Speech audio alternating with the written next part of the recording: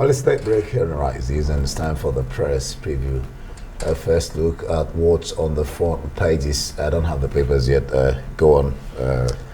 Alrighty, shall we start? I've got a copy of. Shall we start, of course, with This Day?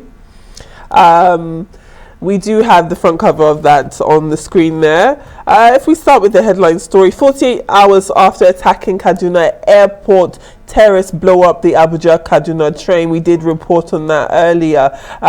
Scores of families seek information on loved ones as El Rufai, that is of course Nasir El Rufai, who's the governor of Kaduna State, visits the scene accompanied by troops. Now many are feared to have been kidnapped. Many more, or others rather, have been shot according to these reports. The NRC managing director has of course confirmed the attack to Arise News and recounts how he spoke to the train driver who was reportedly killed in this ambush attack. It is very, very sad. I know that we've had some sort of updates from our journalists on the ground, one of whom has given us some information in terms of witnesses who have been receiving any type of medical care. So we do first and foremost want to make sure that we extend our well wishes to the people who've been able to survive this attack, and hope that more answers will be coming swiftly as pertains to the level of insecurity in this country. Yeah, we'll go on to the next paper. The Punch newspaper now. Arebeshola National Convention. Arebeshola allies agreed chieftains supporters dump APC. Marketers blame oil price forex as cooking gas prices rise again. And Abiat Kiri and others transferred to prison. Court denies DCP bail.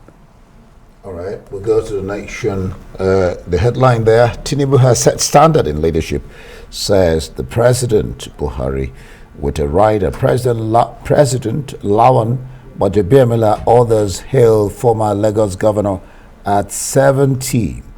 Then just below that picture of Tinubu, Wike Ayim. South deserves PDP presidential ticket. We'll see how that plays out in PDP, which of course is tinkering with their zoning.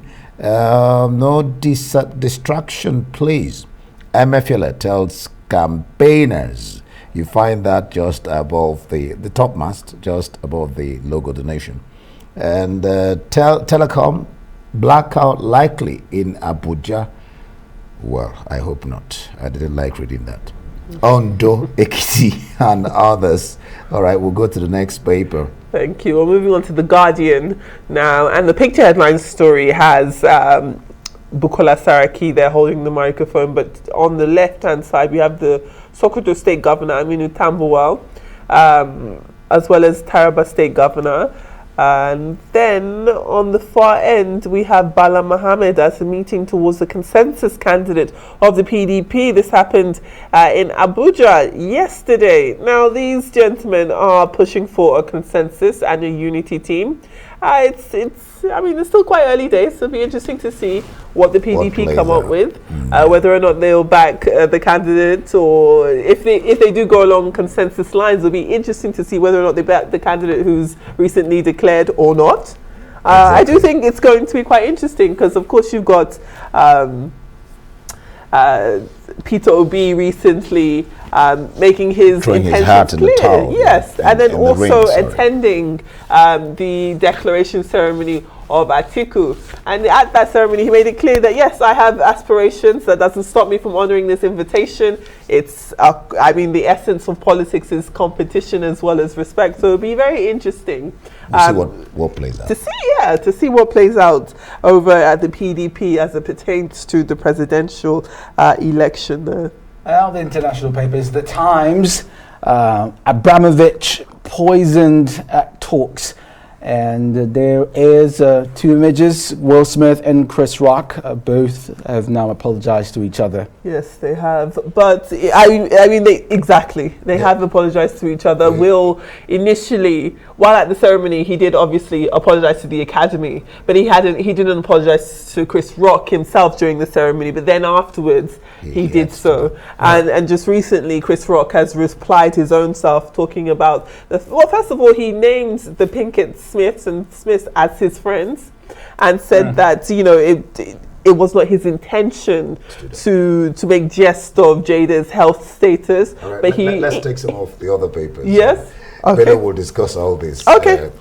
Let's look at The Guardian. Ukraine peace talks resume amid claims Abramovich was poisoned. Well, first fines for number 10 lockdown breaches to be issued. First fines, I wondered to who.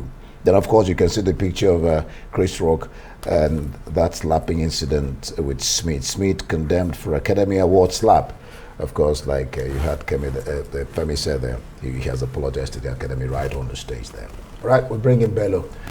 Bello now. Bello, glad to have you join us. All right, we'll be talking about the slapping incident later, but let's look at this day. 48 hours after attacking Kaduna Airport, terrorists blow up Abuja-Kaduna Train. You would ask, I mean, Nisi was discussing in the morning saying that the police are trying, or the security, but the issue is that there are not enough boots on the ground, and this is not conventional, so you never know where they're going to hit. What's your sense? Well, Femi, you're welcome. One of the first things that I think the This Day story did, which is very, very profound, is actually linking this with what happened 48 hours ago, while the APC was having its convention here at Eagle Square at the international airport, Kaduna. Bandits were already on ground to actually stop a flight. I mean, it's the first of its kind. No one has ever envisaged a situation where bandits will actually, stop a plane from flying. I mean, even in war-torn countries, you still have flights. So what this story is essentially did, and the way it is this day captured it, is actually link it with that, and that 48 hours after that, they went from the air, from air transportation to the train. And, so whether you like it or not, yesterday's hijack or a train hijack or the bombing of those,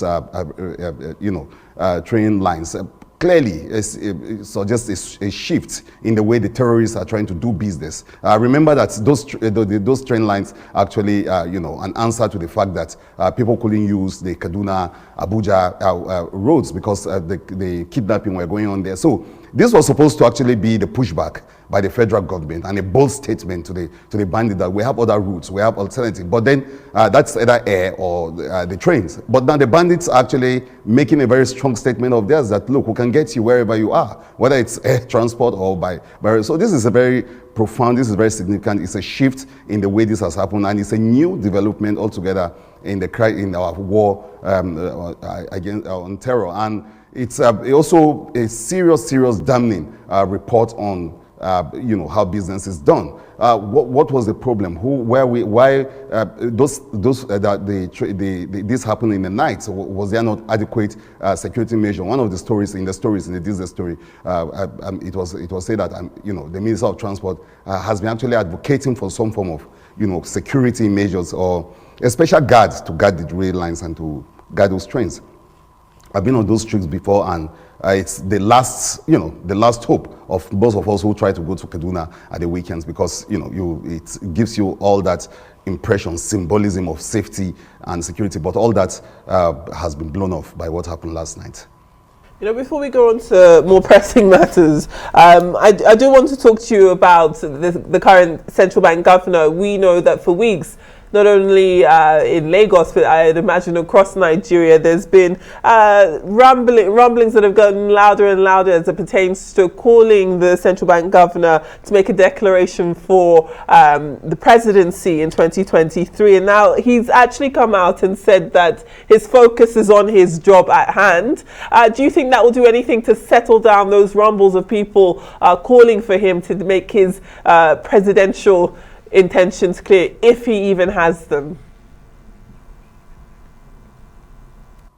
Well, that's the key issue, if he has those kind of ambitions. But then, of course, Nigerians there are professionals, and there are Nigerians who like to call out people to run for office, and they refrain from many of these politicians is that I'm under pressure by people to come and run. So what Emefiele is doing essentially is to say, look, I want to focus on my job. I have a daytime job. I'm not a professional politician, and all I want to do is grow the economy, and he's been doing a lot of that. And incidentally, those who are making the calls for Emefiele to run are actually also for this same reason he's talking about, these same things he's talking about, his effort at the economy. A lot of people think that, look, if you have done this, if you have been able to fix the agri sector, if you're able to use, done something about forex, if you're working very hand in hand with the government to ensure, because for a very long time, Emefiele has been something of a stabilizing factor, whether it is in the rice revolution that we saw recently, or some of the things that are happening in most of the other sectors, especially in agriculture. A lot of people feel that these records on their own are enough to ask Emefiele to run for the highest seat in the land. That, look, if you can do this, because it's about the economy, if you look at it very well. I mean, right now, so the biggest problem, apart from the security issues, apart from the other issue, the economy is actually the main thing. And like most of those people who've declared in the past, Peter Obi in particular, say that, look, we need great ideas. We need people with ideas. We've got serious problem. We need serious-minded people who have got ideas on how to revamp the economy, because that's at the heart of it. If we don't get this economy right, especially in the next regime, what becomes of everyone? So, and Emefiele looks like that kind of a person who has the ideas. And so I don't think what he's saying today will stop those agitators. At the APC convention, you saw some of those people still really calling out in loud voices that he should run. But let's see, wait and see what he will do. But right now he says focus on the job. And he's doing a very serious job, very important job for the country. Whether you're a president or you're not, those are the kind of job that people will expect you to do at that office that he's occupying. Well, Emmanuel, someone who's come out to declare his intention in the open is the APC chieftain, Bola Tinubu. He turns 70 years old today, and the president, the Senate president, and other top shots have been hailing Tinubu. There will be a colloquium celebrating in Lagos. Is he the man for the job?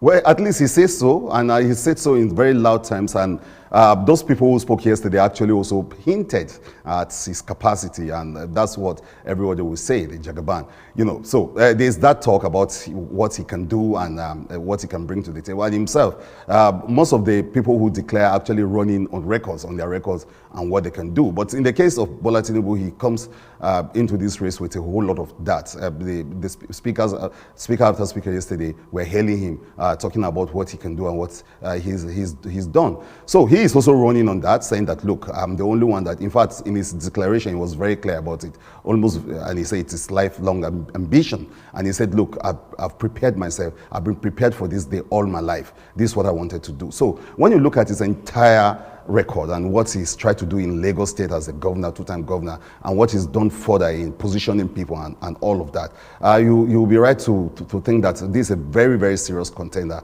and he's very serious about it. He's talked about the fact that he can do magic. So he's actually running on that. He's saying that, look, I've got the capacity. Of course, every other person running has spoken about their records, what they've done in office. They seem to have an understanding of the problem they're dealing with. But Tinubu, who was among the very, very first set of people that came out, very first person that came out to say, look, he wants the top job, said this so clearly at his declaration that he can do this. And some of these people who spoke yesterday hinted at his capacity. So, but how he's able to build, the relationship across the lines and in a very diverse country is another thing altogether. He is able to leverage on his record, leverage on the capacity he so talks about is what we are all watching to see in the coming months. Manuel Bello, two things that you handled briefly. I saw a picture of Will Smith and Bianca Ono, and somebody just put on there, it said, the picture tells the stories. I don't know what oh, you're laughing already. Okay, the slap.